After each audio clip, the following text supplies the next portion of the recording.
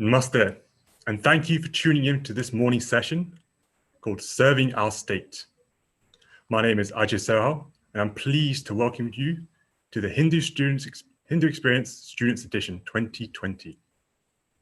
The National Hindu Students Forum UK was founded in 1991 with a vision to bring students together to protect, practice, preserve, and promote Hindu Dharma.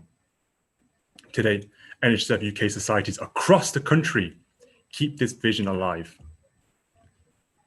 This conference is a celebration of Hindu identity and how Hindu dharmic values can be integrated with everyday life to build a better world. Today, we're here to discuss what it means to put society's needs ahead of our own personal needs. And can the values that we learn shape the society we serve? It is an honor to present to you Rajesh Singh. Namaste, Rajesh. Rajesh has a broad experience across the private, public, and volunteering sector. Presently, he's a councillor from the Reading Borough Council. Additionally, he's also working in the cyber technology area. He has a master's in business information technology. And one thing to note, Rajesh is passionate about grassroots campaigners and involved in engaging with various community leaders, events, and voluntary work. Majority focus on the ethnic minorities and the Indian diaspora of the UK. At this time, I'd like to tell the audience to please, if you have any questions for Rajesh, ask away in the YouTube comment section, and we'll get to them at the end of the session. So Rajesh, if you wouldn't mind, please give us your opening remarks, 4 to 5 minutes. Namaste everyone. Dhanyawad Ajay for a kind introduction. The title of the session is Serving the State. And thank you for inviting me to talk on this. When I got this invite, I was thinking about what should I talk about serving the state? And subconsciously, I was disagreeing with this title. And there was a couple of reasons for it. And if you look historically, in the name of serving the state, when you think of Stalin, killed millions of his own countrymen to industrialize Soviet Union. In the name of serving the state, Hitler turned into a monster. And in the name of serving the state, millions of Hindus or Indians were kicked out of Uganda in 1970s by Idi Amin, and they were given a couple of weeks with a TV playing the time left for them to leave the country. Many migrated to UK, which they thought Uganda was their country. So instead of thinking serving the state, I would like to think, or we should be thinking serving the people. And this is where Gandhi's political philosophy of Sarvodaya, which means progress for all, is crucial. When you start thinking of serving the people instead of serving the state, you put people in center of your decision making. And then you build a cohesive society. You'll stop putting people into a basket of ideologies, and you'll stop forcing people to act or think in certain way, which you see in certain current times as well. For example, in North Korea or China. Forget about acting or behaving in certain way. You cannot think in certain way. And that's why it is really important we provide that human touch and have people in center. And that's where the Hindu philosophy or the political philosophy of Gandhi, of Sarvodaya, plays a crucial role.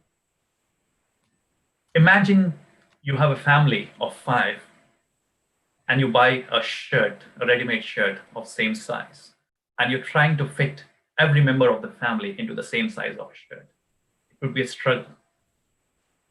But instead of doing that, you think from their point of view, from that individual point of view, and you put them in the center, and you have the shirts made by a tailor to meet their needs, and that fits them.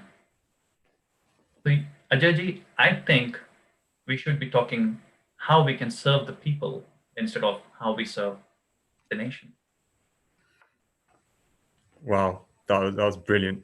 And I never really thought of it that way, that in the name of serving the state has created so many monsters, so many atrocities. It's actually quite powerful. And obviously, yeah, we should probably talk about more about serving the people. So with that in mind, is the sense of civic duty the same way as sewa? So when you talk about civic duty, when I go out in my ward, and when I meet a mother who's nursing his 10-year-old son who's with a skin cancer, and she has to deal with the bins not being collected by the council, or when I meet a grandfather who has heart conditions, and he's taking care of a disabled grandson, and he has to deal with universal credit issues, and I'm able to help them in that situation, in that point, for me, it's more of a samaj seva. So if I think civic duty is seva, and you need to get more involved in that. And there was a kind of a research done by the National Center for Social Research. And the sense of civic duty is much stronger in the older generation. And this is because of the older generation has seen wars, and the society kind of expected them to provide that civic duty.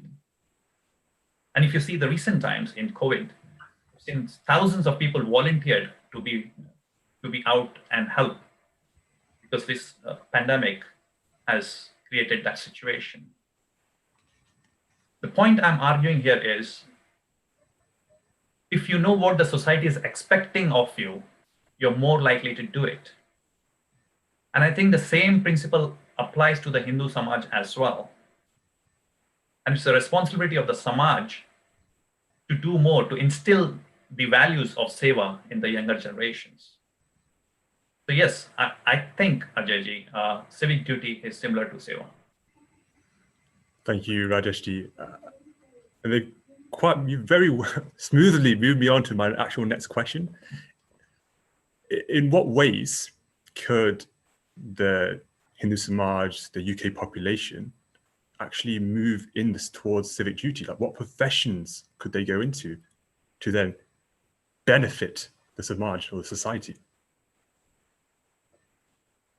That's rightly asked, Ajayji. I think currently,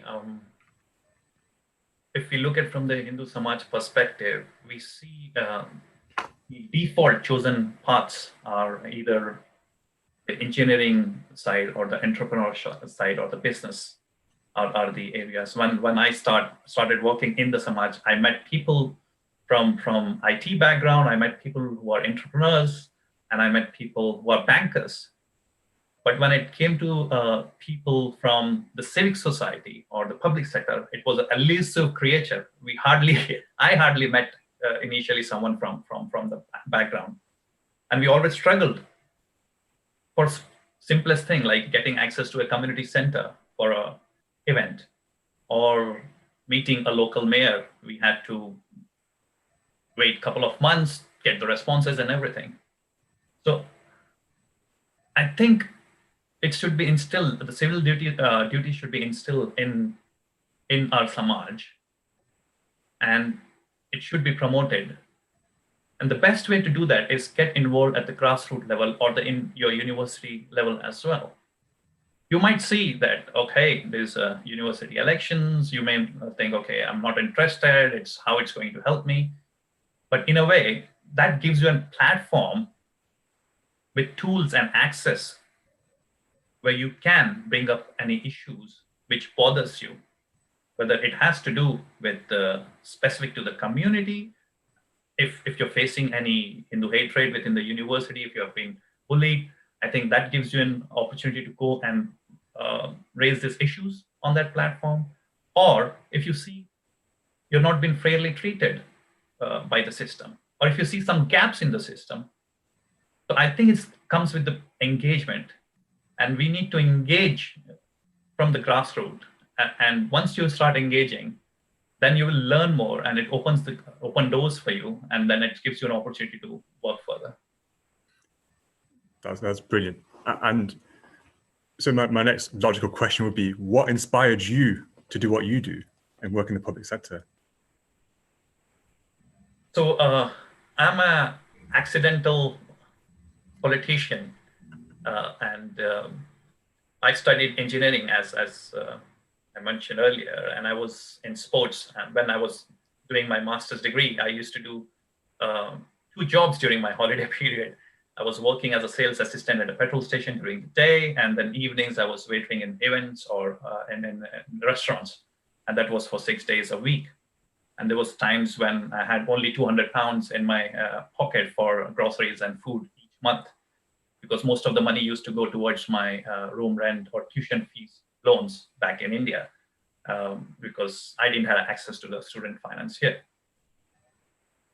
So whenever I found time, though, I had spent time in the community, in the university, working with the students from disadvantaged background, and kind of encourage them to pursue higher education.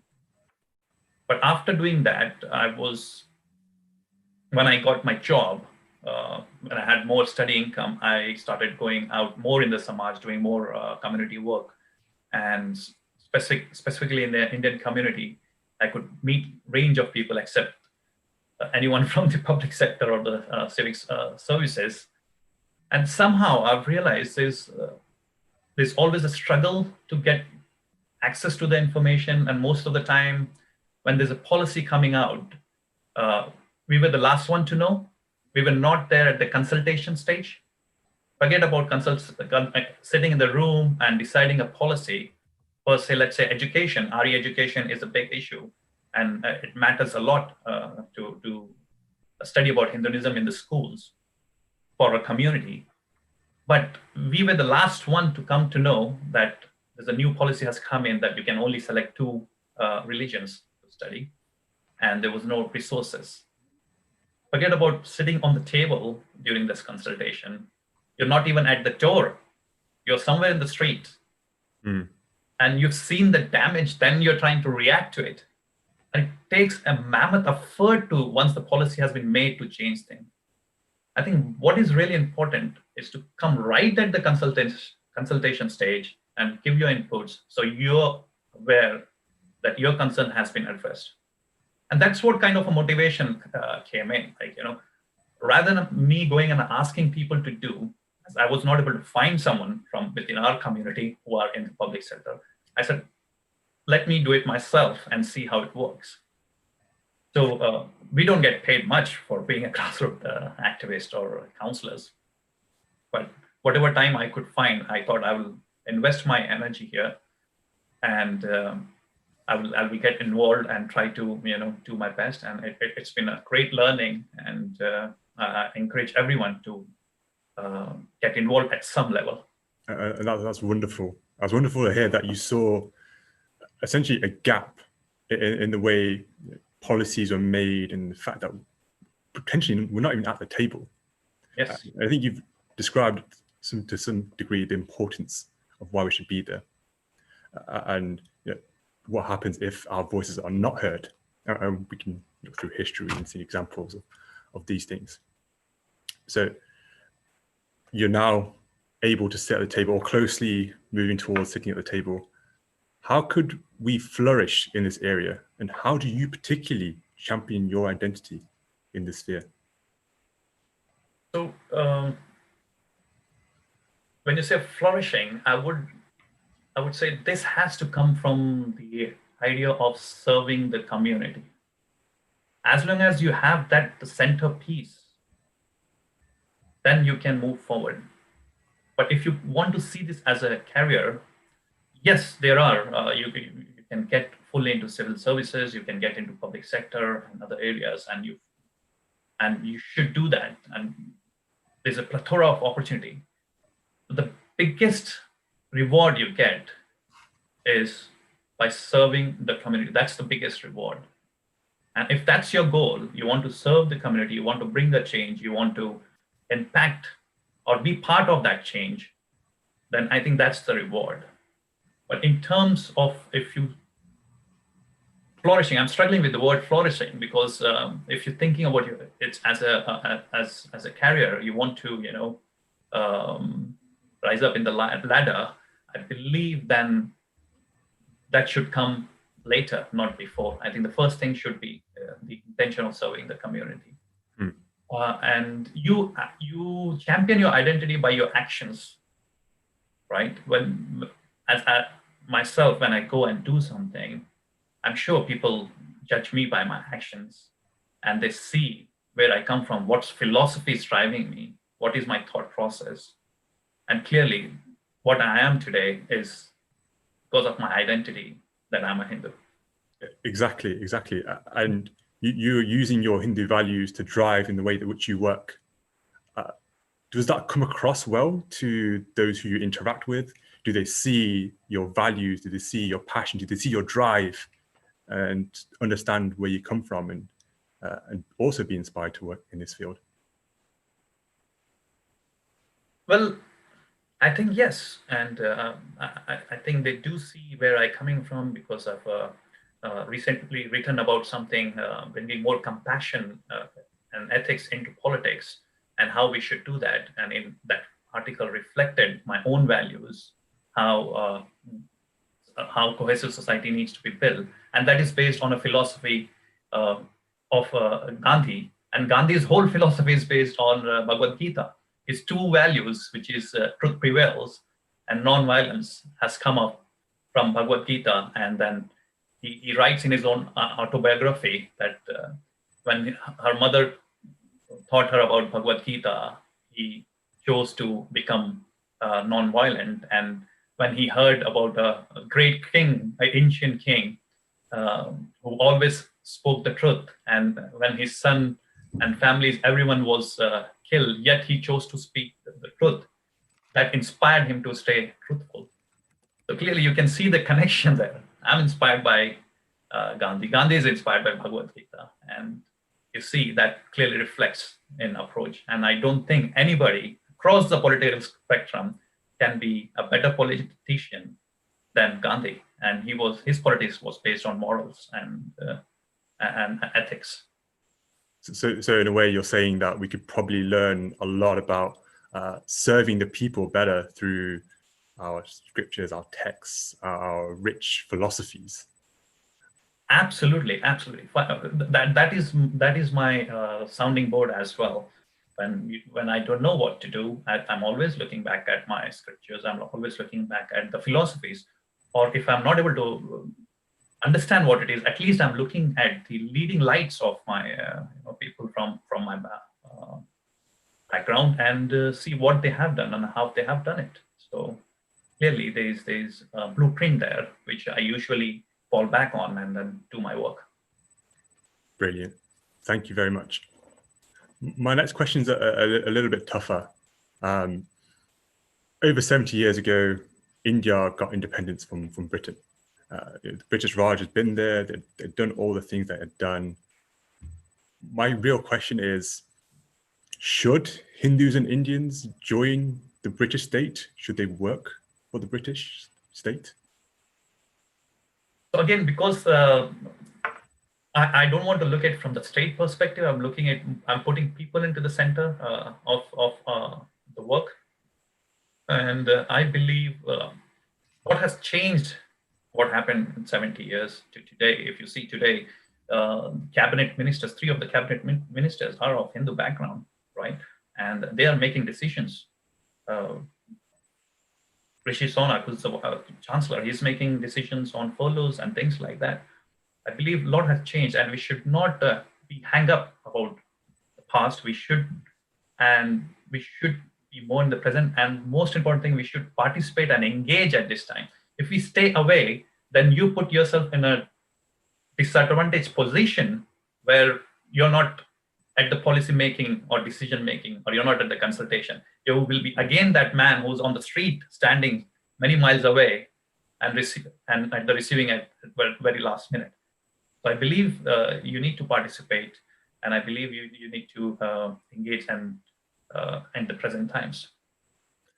So earlier we mentioned that we as the Hindu population within the UK have a lot to offer the UK, the people. Yeah. And what I'm going to get to is like, how would serving the government or even the military be beneficial for Hindus and Indians? Is it something more than just serving the people? So the benefits, see, you are, when you're serving in the military and other areas, you need to ultimate thing is the policy making. What kind of policies are made? Let's say when you're serving in the military and the policy making of your country is against your values, your own values, then you choose not to go into military, right? We need to strengthen the policy making side of it. And secondly, you can see the current trends of democracies or countries. They tend to not go into that war footing. They're more on the moral side. They're more on the building cohesive society. They more have, dealing with different struggles. So I think a lot has changed in 70 years, and we live in different times, and the communities are coming together and living more cohesively than getting divided by religion or by ideologies or by national boundaries. I think that is where it's moving forward, and that's where the whole world is one family.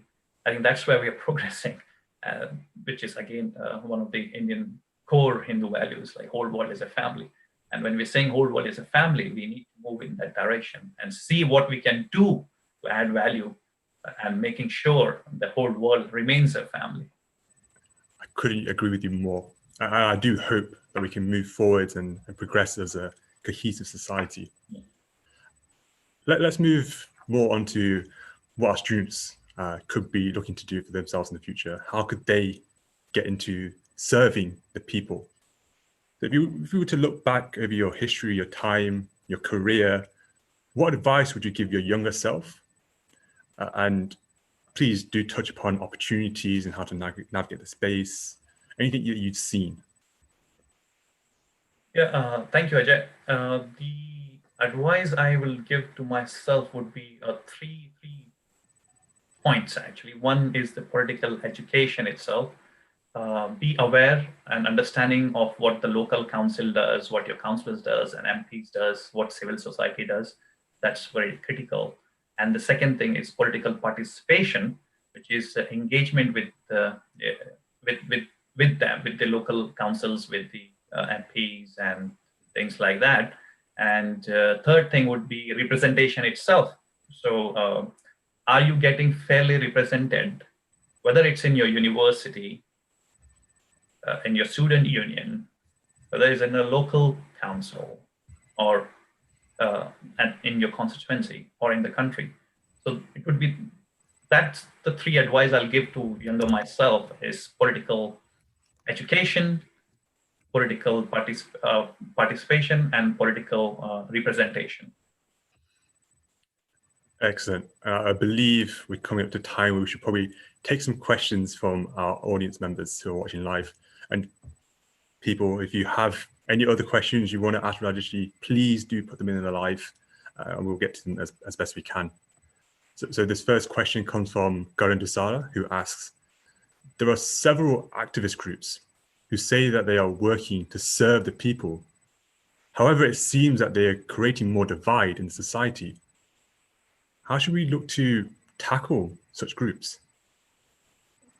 That's a brilliant question.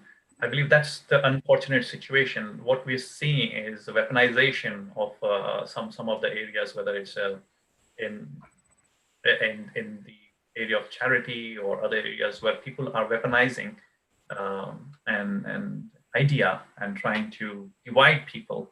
And it comes as far as to human rights as well. People are using weaponizing human rights and then trying to divide people as well. So I think it comes from the awareness. That's one thing I've mentioned, that when you're the political education you have, you understand, you always look at the background, and you also look at the pattern of, let's say, if there's one certain charity, you keep saying they're doing the same thing and they're not serving what they're saying, then you can judge that.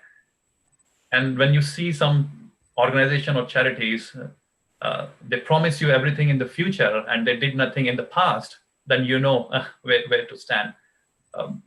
Unfortunately, that's how you see sometimes the charities or the organizations where things get weaponized and they try to use the real universal values of liberty or equality to divide people.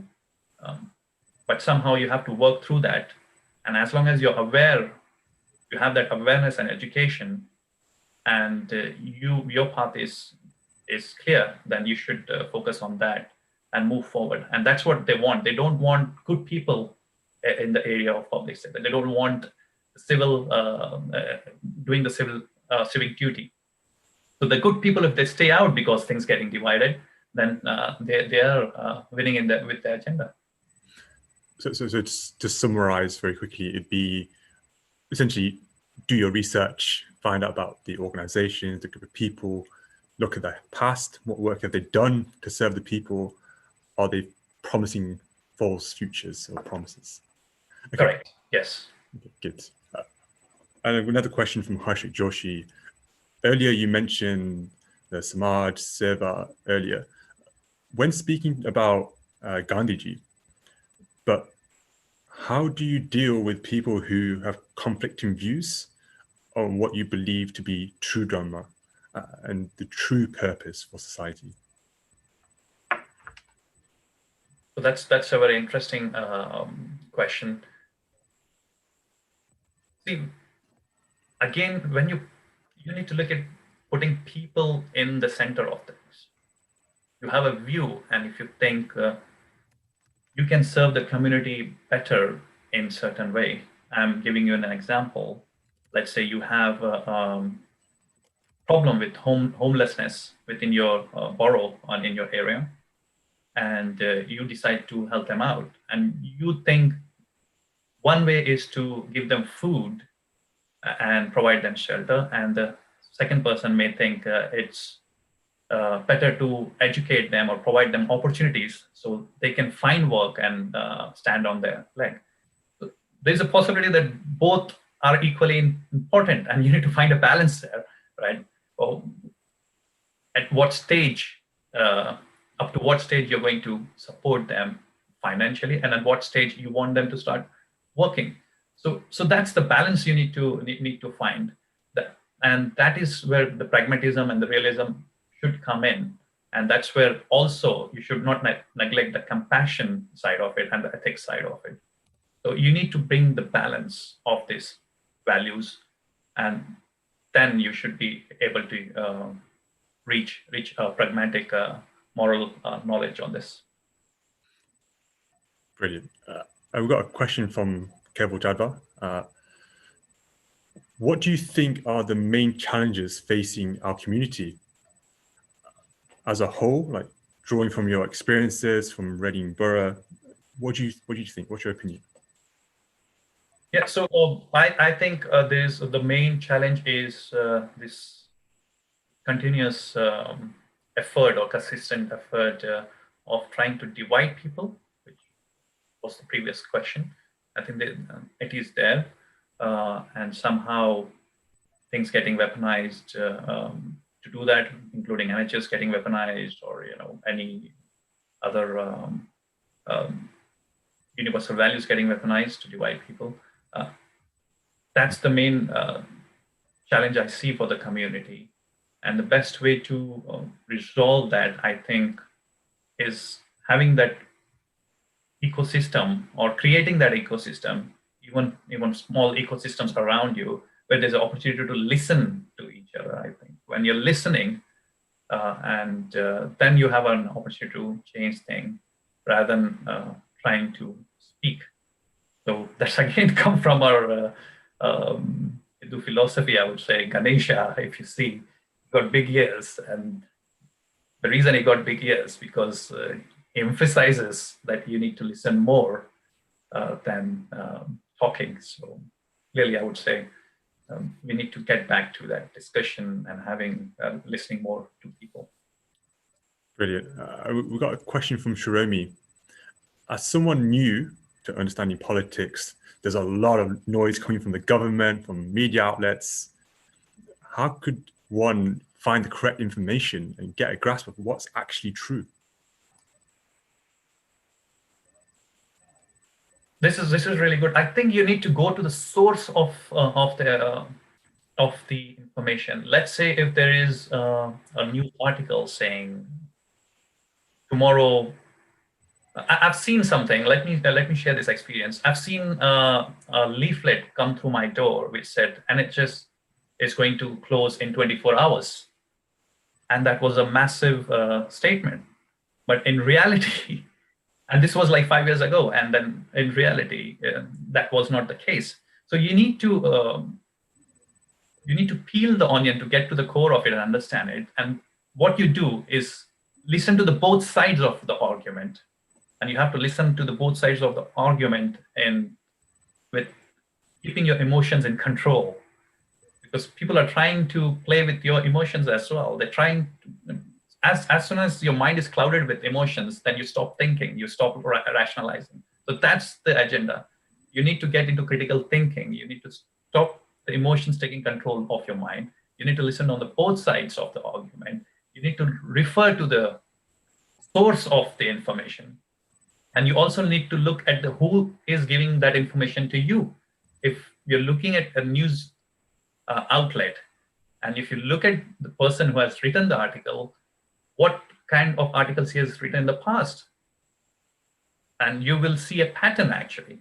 That particular individual or the news outlet has been consistently taking one particular view on overall situation.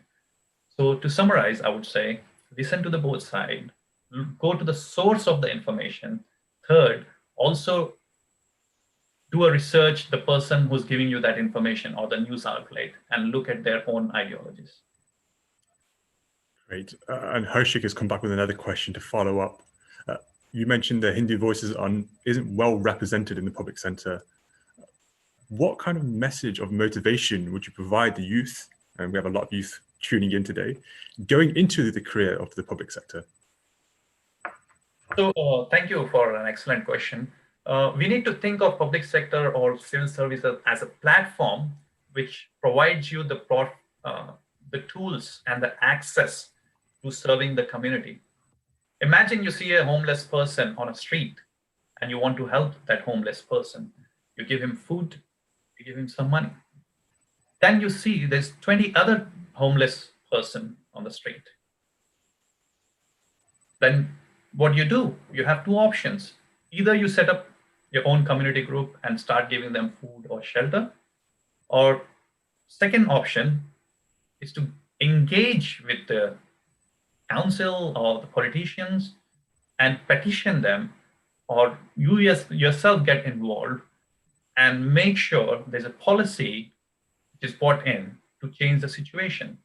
So once this policy comes in, the homelessness is reduced, or you have people taken care of and they're provided right kind of support, and then they're helped to achieve, or you make sure they live a better life. So that's why you need to think of public sector or is there to serve the public, and civic society is there to serve the society, right? And if you need to make sure that you have the political awareness and understanding what is happening around you, and you engage continuously, if you don't want to pursue this as a career, at least you're engaging and you have the understanding of the grassroots politics, how that works, how the local council works, and how to reach out to the politicians. And that really helps. Brilliant. Thank you, Rajesh. And it seems that we've come time to an end today. Do you have any final thoughts and messages you would like to share to our students, our audience members? You have 2 to 3 minutes. Thank you, Rajesh. I have only 3 things to share. I would like to summarize on that. I think it's really important to have that political education, awareness and understanding of local governance and grassroots. I have my little son. Daddy. Yeah, 1 second. Yeah. Activism, 1 second. Daddy. Yeah. So yes, and political participation and representation. Thank you, Rajesh. I'm sure we won't keep you away from your son for too long, as I'll start to close up and wrap up and summarize what we've just discussed. I think what we've agreed upon is we shouldn't just be focusing on serving the state as a whole. We should be looking to serve the people. If we want the world to be one family, if we truly believe it, we'll be there to support all of them, no matter what their requirements are, no matter what their needs are. We should be there for them. And we've highlighted good ways for everyone to be involved. Rajesh's talked about his experiences, and you all can play a part to play. There are many professions where civic duty and sewa are core aspects and core fundamental values that you need to serve the people. I'd like to take the time to thank Rajesh for taking this up, giving us this opportunity to hear your thoughts, your opinions, and this discussion today. Rajesh, you can find him on social media accounts. He said he's more than happy to discuss further if you have any other questions, any thoughts. So please do follow him there. Earlier I mentioned that today is only one session hosted by T.H.E.S.E UK at the Hindu Experience Students Edition. Do join us through the rest of the weekend. We've got panels, workshops, and spotlight conversations. Please visit our website, www.nhsf.org.uk/these-2020 to see what else we have coming up for today and the rest of the weekend. And that's it from me. Pranam and Namaste.